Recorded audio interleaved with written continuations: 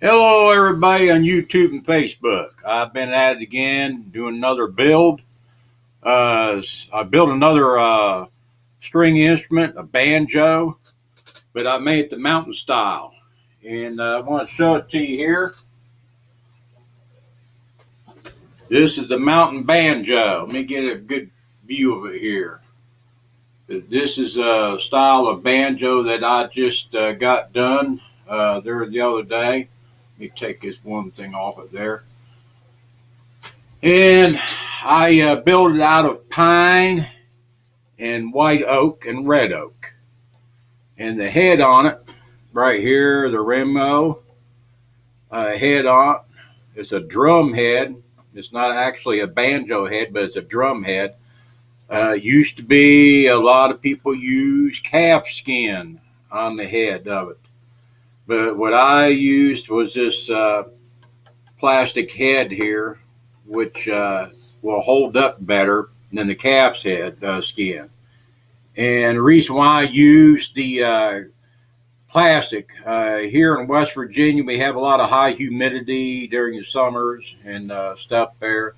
And the actual calf skin will lose its tension.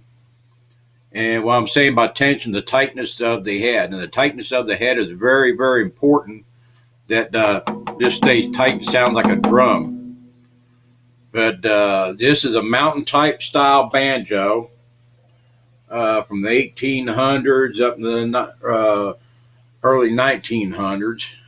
And I put modern tuners on it there. Also put a Indian head coin up there with a horse and then a cheap Indian. I don't know whether I can get it up there close enough where you can see it or not. It's there. But this is a fretless. There's no frets on it. You can see the markers for a fret, but there's no frets on it. This is the fretless. That's about the way the mountain banjos was made back then. And they played really well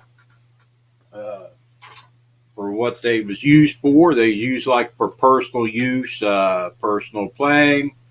Like I said, it's all pine and stuff. And then I got tensioner screws right here. They are inside right there, and it compresses against the ring down here, which tightens the head on it. But this particular banjo, the 4-string tenor type mountain banjo, and I played it in church this morning, done real well. But I did notice one thing that it lacks. If you use a capo on it, it deadens the strings a little bit. It don't have that sharp sound like it should have. And well, I mean, it just don't have quite the oomph like it should have for a mountain banjo when you're using a capo. Well, I'll tell you what, my friends there on YouTube there and Facebook there, the guys that's building these and everything, fretless, and I know sometimes, oh man, I wish I could use a capo, but it deadens the strings. Well, I come up with a solution for that.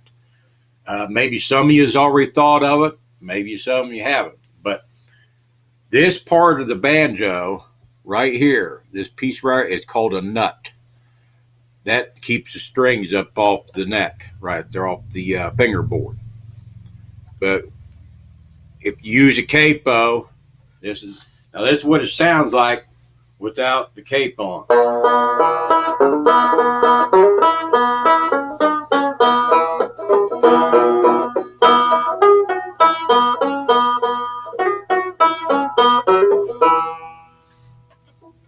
Now I'm gonna put a capo on it, and we'll go for the key of A here, A flat. And I'll show you what I mean. You hear how it deadens that sound? That's from the rubber of the capo. It gives it a dead don't.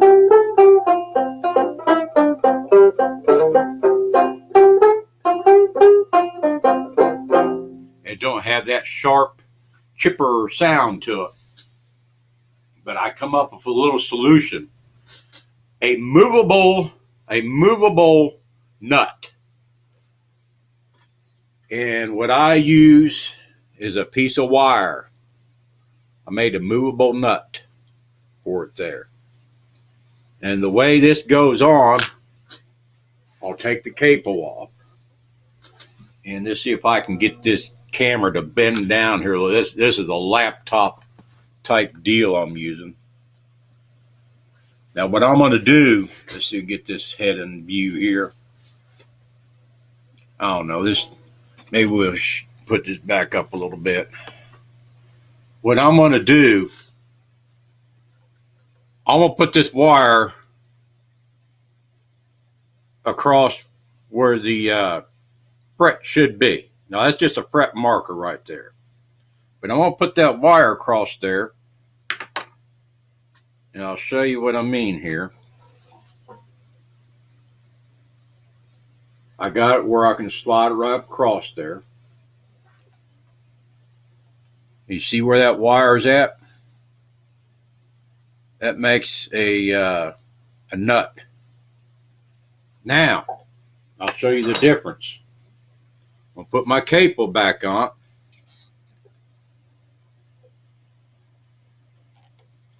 Right there where that wire is at. Let's see if we can get it around there. You can still see the wire going across there, and I got the capo up close to it.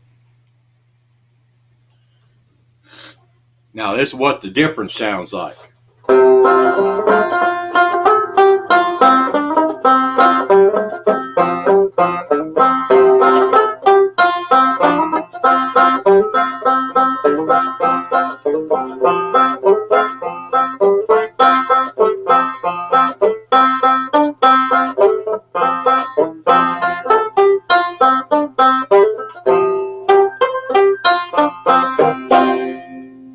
You hear that ring? It's got a more sustained sound to it, other than that dead sound. Now I'm going to take that wire off.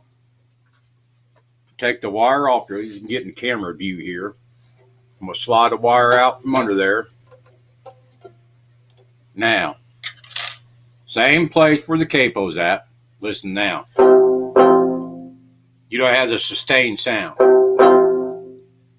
So there you go. If you want to be able to use a capo on a fretless, and you want that sustained sound, bend you a wire like this right here and put over it. And I'll show you what I use, what type of wire. It's a very easy to bend wire, very forgiving.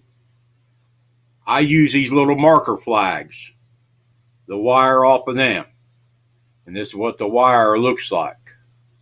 It's a little bit smaller than 1/8. I think it's about a 3/32 in diameter, about what it is. And it's a very tough wire. I also make frets out of this stuff from other guitars and things.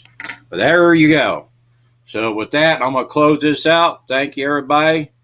Remember to see me there on Facebook or on YouTube there. Bye-bye.